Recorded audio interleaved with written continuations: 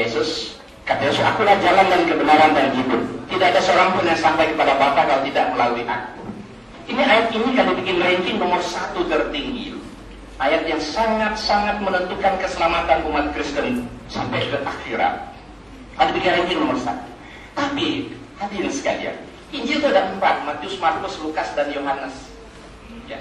Kalau memang ayat ini sangat menentukan keselamatan manusia sampai ke akhirat, logikanya 4 Injil itu sangat abadikan ucapan Yesus itu kan? Karena sangat penting. Tapi ternyata 4 Injil 3 tidak menulis ayat itu. Matius, Markus, Lukas tidak ada ayat itu. Muncul ternyata di Injil Yohanes tiba-tiba ada. Sementara Injil Yohanes itu Injil yang ditulis paling belakangan. Ya, Injil duluan terbit tidak ada. Logikanya mesti 4 nulis atau 3 nulis 1 enggak, nah itu masih kuat. 2 nulis 2 enggak sama kuat. Ini apa? 3 yang duluan turun ditulis Injil ini tidak ada itu. Tiba-tiba muncul Injil yang terakhir, kok nongol ayat itu ada. Nah ternyata Injil setelah diseminarkan di Amerika dalam buku ini The Five Gospels ini, Injil hasil seminar di Amerika oleh 76 ahli dari seluruh dunia. Semua mereka tidak ada orang Islam. Dari berbagai universitas terkenal di seluruh dunia. Diseminarkan semua, ternyata apa? Semua Injil diseminarkan. Ternyata ayat yang emas yang disebut tadi itu, Injil ini berwarna ya. Kalau merah, ayat dicetak merah itu that's Yesus. Nah, itu betul ucapan Yesus. Kalau dicetak huruf pink itu sure, sounds like Jesus. Jangan mirip lah suara Yesus.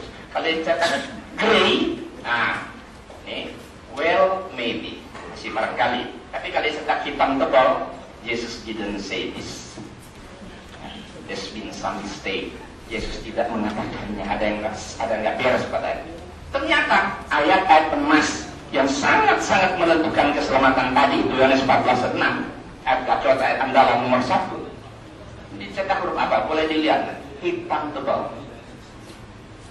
Berarti Yesus tidak mengatakan. Jesus didn't say this. Yesus tidak mengatakan. Kemudian yang tadi, yang pergilah baptislah semua bangsa itu, ternyata itu juga di dalam Injil ini dicetak huruf hitam tebal. Artinya Yesus tidak menyuruh melakukan kristenisasi, membaptis semua bangsa, tidak dikatakan oleh Yesus karena ini dicetak huruf hitam tebal. Jesus didn't say this. There's been some mistake. There's been some mistake itu ada yang salah, ada yang tidak beres. Kenapa? Karena mereka memasukkan ayat Trinitas dalam mulut Yesus. Ya, pergilah jadikanlah semua bangsa muridku dan baptislah mereka dalam nama Bapa dan Anak dan Roh Kudus. Itu kan ayatnya kan tadi kan? Ternyata itu hitam tebal. Yesus didn't say this. There's been some mistake. Kenapa? Di mana mistake-nya, salahnya itu? Mereka memasukkan ayat Trinitas dalam mulut Yesus. Tidak mungkin Yesus mati tahun 29 bisa mengajarkan Trinitas. In the name of the Father and the Son and the Holy Spirit. Tidak mungkin. Sementara Trinitas itu muncul tahun 305 Masehi. Hampir 300 tahun setelah Yesus mati, baru ada Trinitas. Kok Yesus mati tahun 29 ada yang mengucapkan Trinitas? In the name of the Father and the Son and the Holy Spirit. You are to go and make followers of all peoples. You are to baptize them in the name of the Father and the Son and the Holy Spirit. Pergilah seluruh dunia, ya. Baptislah mereka dalam nama Bapa dan Anak dan Roh Kudus. Ternyata di sini dianggap Yesus tidak mengatakan, tapi Yesus tidak menyuruh melakukan kristenisasi. Ya, ini satu bukti bahwa Al-Quran itu betul. Kenapa? Karena Al-Quran mengatakan Nabi Isa Rasul hanya untuk Bani Israel saja. Ya kan? Al-Quran mengatakan Nabi Isa Rasul untuk Bani Israel. Jadi tidak mungkin Nabi Isa diutus untuk seluruh dunia. Ibarat semua nabi itu nabi-nabi lokal. Dan Adam sampai Nabi Isa itu nabi lokal. Ya, jadi hanya diutus untuk kaumnya saja. Nah, bahkan Rasulullah diutus sebagai penutup para nabi, khataman nabiyyin. Wa ma arsalnaka illa rahmatan lil alamin. Berikan feedback yang selanjutnya. Pak Yohanes sebagai waktu sebelumnya. Silakan. Terima kasih. Saya menanggapi pertanyaan jawaban dari Pak Pemerintah. Karena itu pergilah jadikan semua bangsa muridku. Itu pada Matius 29 ayat 19, 28 ayat 19. Beliau mengatakan mungkin itu tidak ada bagaimana. Sekarang saya buktikan. Matius 24, artinya 28 adalah sebelum 28. Itu diucapkan sebelum ayat ke-28. Dikatakan begini, dan Injil Kerajaan ini akan diberitakan ke seluruh dunia. akan diberitakan ke seluruh dunia. Bukti kuat bahwa Injil diberitakan ke seluruh dunia, maaf, di dalam Al-Quran ada berapa kali terucap kata Injil. Nah ini, oke. Sekarang saya lihat mengenai pertanyaan Bapak tadi, mengenai Korintus, Kisah Para Rasul 11 ayat 26, mereka tinggal bersama-sama dengan jemaat 1 tahun lamanya di dalam Kristen. Sebentar saya bukakan pasal. Kita buktikan apakah Allah menyetujui penginjil-penginjil ini atau Paulus dan kawan-kawan. Kita buktikan di sini. Kisah Para Rasul itu ayat 11, artinya jika Allah tidak berkenan maka ayat ke-12 tidak akan ada. Kita lihat di sini ayat ke-12 di sini ya, bahwa Allah masih mengutus malaikat Tuhan. Ada di sini juga. Pertama ya, demikianlah Petrus ditahan di dalam penjara, tetapi jemaat dengan tekun mendorong kepada Allah. Pada malam sebelum Herodes hendak menghadapkan kepada orang banyak, Petrus ada sebagainya. Tiba-tiba berdirilah seorang malaikat Tuhan. Artinya Tuhan merestui nama jemaat itu.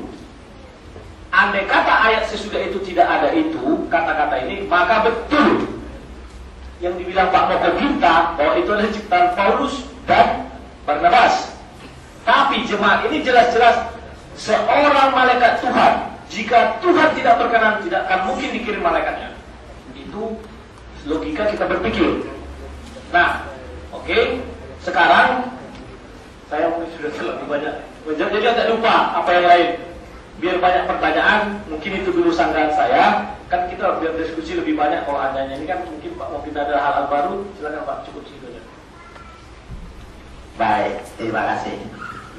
Bapak dan Saudara, waktu akan kami berikan kepada Bapak Ibu peserta. Namun ada beberapa hal yang ingin sampaikan. Yang pertama, Bapak berbicara setelah kami beri waktu. Yang kedua, kami tadi sudah sepakat bahwa untuk setiap yang mengajukan pertanyaannya, alamatnya jelas, apa kepada Pak Yohanes atau kepada Bapak Mokotika. Yang ketiga, waktu Bapak akan diberikan hanya 2 menit. Kami persilakan. Assalamualaikum warahmatullahi wabarakatuh. Saya tunjukkan kepada moderator dan Rudi Yohanes. Kepada moderator saran saya, bagaimana agar Rudi Yohanes menuntaskan jawabannya satu persatu yang 11 itu dengan satu alasan dari kitab Alkitab. Seperti tadi saya melihat Rudi Yohanes agak kelabakan, buka sana, buka sini, buka situ. Saya sarankan dari 1 hingga akhir. Kemudian yang kedua, mana pengakuan Yesus dalam Alkitab bahwa dia beragama Kristen? Harus diakui dari ucapan mulut Yesus, bukan Barnabas atau Paulus. Terima kasih. Assalamualaikum warahmatullahi wabarakatuh. Pertanyaan dari kami adalah kepada Pak Rudi Yohanes, bahwasanya Alkitab yang Bapak akui sebagai petunjuk dalam kehidupan, Injil, banyak sekali keraguan-keraguan yang ada di dalamnya, bahwa salah satu yang keraguan-keraguan yang ada dalam Injil itu banyak kontradiksi yang ada dalamnya, pertentangan. Mungkin dalam catatan kami di sini sangat banyak sekali, Pak. Kami ambil saja salah satu contoh pertentangan di dalam kitab Samuel. Dikatakan Tuhan menghasut Daud. Dalam Tawarikh kitab 1, setan membunuh Daud.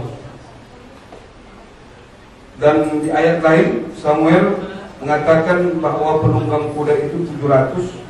Dalam ayat Tarawih disebutkan bahwa 7.000. Dan masih banyak lagi sebenarnya pertentangan kalau kami bisa menyampaikan kepada Bapak. Tapi Al-Quran la raiba fihi, tidak ada keraguan dalamnya. Bahkan Allah menantang, apabila kamu sanksi kepada Al-Quran, maka cobalah cari adakah ada pertentangan antara ayat 30 juz Al-Quran? Ini bisa dibuktikan. Makanya Pak, kami sedikit memberikan masukan kepada Bapak Rudi bahwa ketika ingin menjawab persoalan dari Bapak Ustadz, banyak hal-hal kadang-kadang dalam Alkitab itu yang Bapak bebas untuk memasukkan kata-kata, karena ya Alkitab itu tidak lagi sebagai firman Tuhan secara murni. Demikian. Assalamualaikum warahmatullahi wabarakatuh.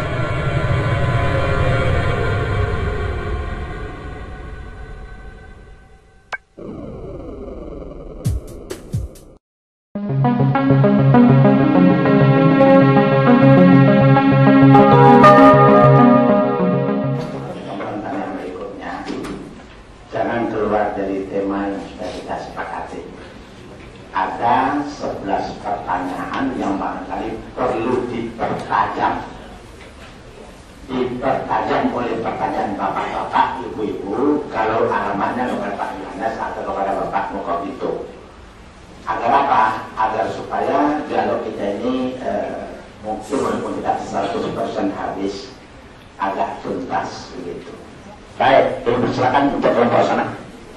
2 menit waktunya, silakan.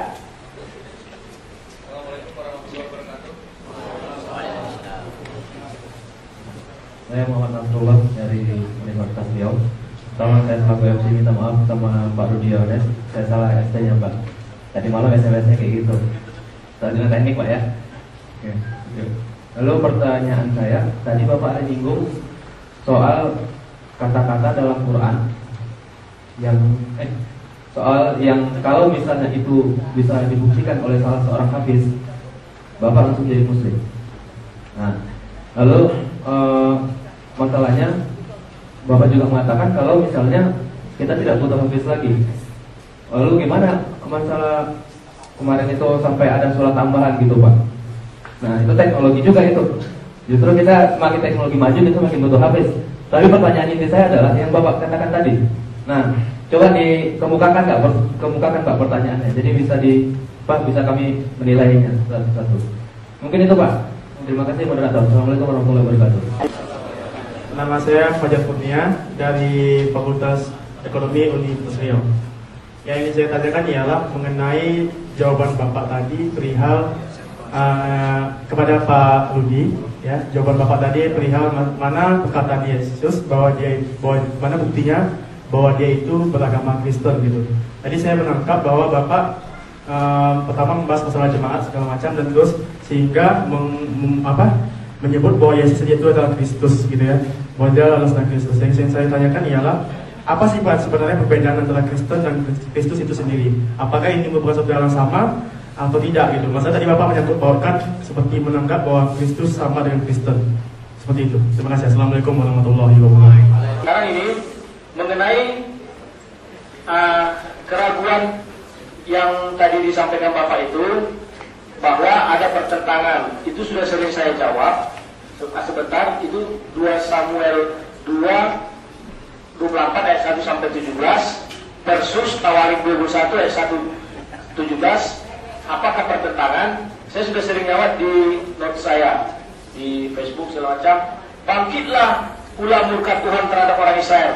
Ia menghasut Daud melawan mereka. Firman-Nya, pergilah hitung orang Israel dan orang Yehuda.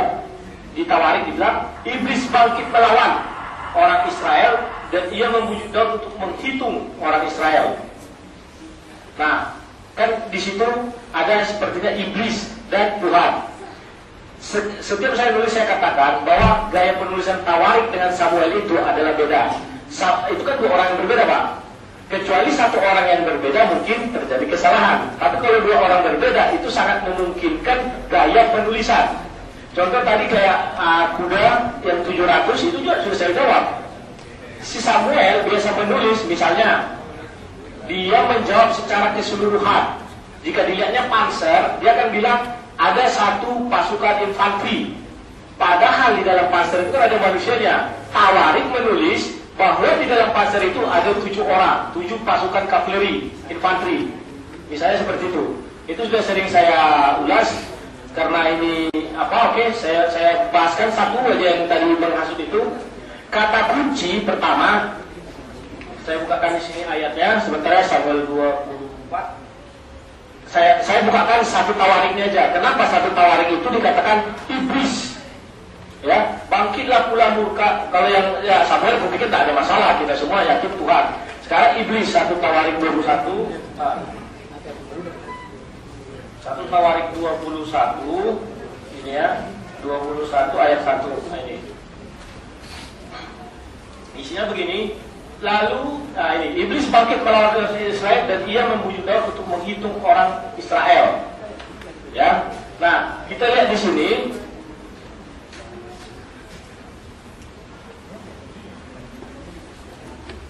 Nah ini, sebentar, saya lihat di sini.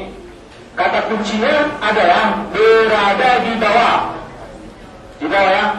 Di sini, ia di sini. Iblis iya, dan ia di sini. Apakah iblis? Ini loh, ada kata iya. Apakah iblis ataukah Tuhan? Kan gitu. Hadirin, karena tidak bicara sendiri-sendiri, tolong diikuti jawaban-jawaban yang disampaikan agar bisa diketahui gitu. Oleh karena para peserta kami mohon untuk tidak bicara sendiri-sendiri. Sekali lagi mohon maaf, tidak bicara sendiri-sendiri. Terima kasih. Nah, oke. Di sini sudah saya tulis. Jika Allah, maka tidaklah mungkin Daud menyesal atas perintah Allah, karena ada kata iya. Ya, terus, nah, ini bertulisan 2 Samuel 24, tetapi berdebar-debarlah hati Daud. Ya kan, ada ya. Setelah ia menghitung rakyatnya, lalu berkatalah Daud kepada Tuhan, aku telah sangat berdosa karena melakukan hal ini. Maka sekarang Tuhan, jauhkanlah kiranya kesalahan hamba-Mu ini, sebab perbuatanku ini sangat bodoh, kata dia kan. Daud menyesal atas tindakannya. Artinya penyesalan yang dibuat dan lakukan tersebut karena dia mengikut perintah iblis, bukan mengikut perintah Tuhan. Dan di Tawarik juga tertulis bahwa Daud itu menyesal juga.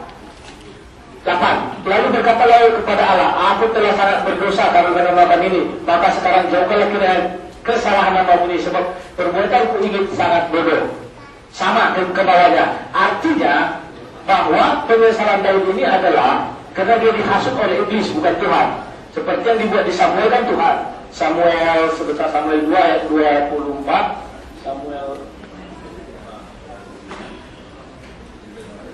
Samuel 2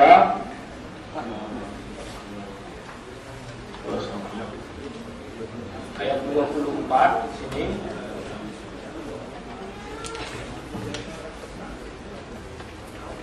Bangkitlah murka Tuhan. Kalian tentu bermasyarakat. Tapi bangkitlah murka Tuhan terhadap orang Israel. Titik koma, ingat, titik koma.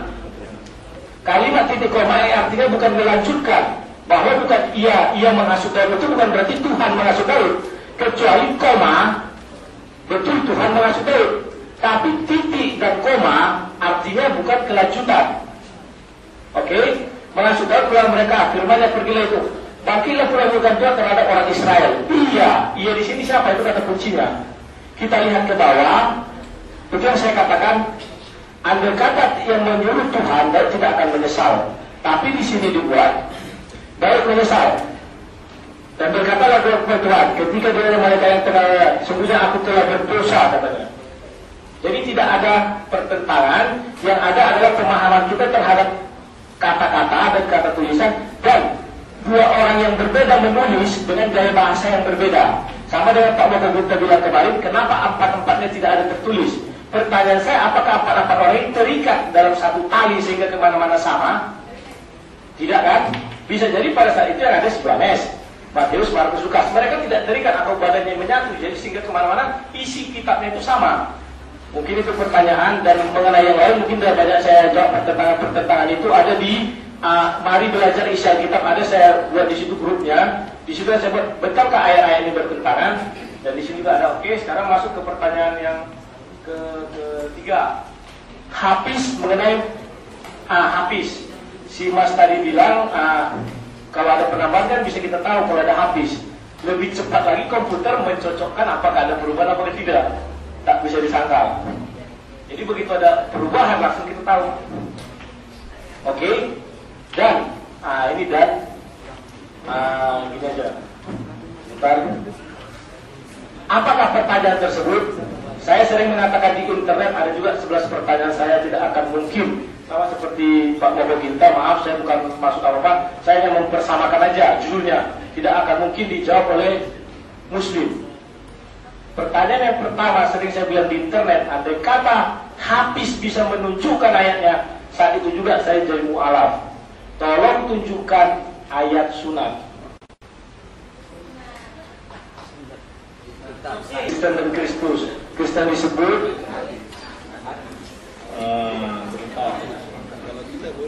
Kristen dan Kristus.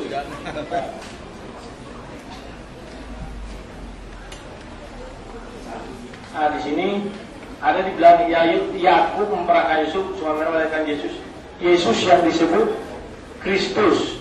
Jadi bukan mengatakan bahwa Yesus itu apa persamaan Yesus dan Kristen. Yesus itu dikatakan Kristus, pengikut Kristus namanya ya Kristen. Itulah kira-kira Pak. Oke, sekian dan terima kasih. Kita beri waktu kepada Pak Moboginta sebentar sekarang ya, karena dia menjawab pertanyaan orang-orang Islam ya. Saya juga perlu menanggapi kan, jauh mana jawaban beliau. Masalah tadi satu mengatakan satu iblis, satu Tuhan. Tuhan yang menghasut, satu iblis, satu jiwa. Ya, ini masalahnya kan kalau memang kita tuh firman Allah, tentu nggak mungkin salah gitu ya. Nggak mungkin salah. Ini satu bukti sama juga Anda mengatakan memang ini Alkitabnya betul-betul ya tulisan tangan manusia berdasarkan Samuel atau Tawarik kan. Tapi kalau firman Allah dalam posisi bagaimanapun nggak mungkin salah. Mungkin 7.000 kayak kalau 7.000 di Tawarik, 7.000 juga pasukan dari Samuel kan. Kalau yang di Samuel tadi bilang Allah yang menghasut, yang mestinya di satu lagi satu Allah juga, nggak mungkin satu Allah satu iblis. Ya kan firman Allah nggak mungkin berbeda. Kemudian masalah penulis Injil 4 orang tadi Anda bilang memang mereka satu padang ikut kemana-mana Yesus berdakwah. Tapi kita harus ingat bahwa Pak Matius ini bukan murid Yesus. Orang bisa menganggap penulis Injil ini murid Yesus. Mungkin Anda beranggapan semua 4 murid Yesus kali Pak Pendeta. 4 penulis Injil itu apa betul murid Yesus? Gimana Pak Pendeta? Murid 4 penulis Injil apa semua mereka itu murid Yesus?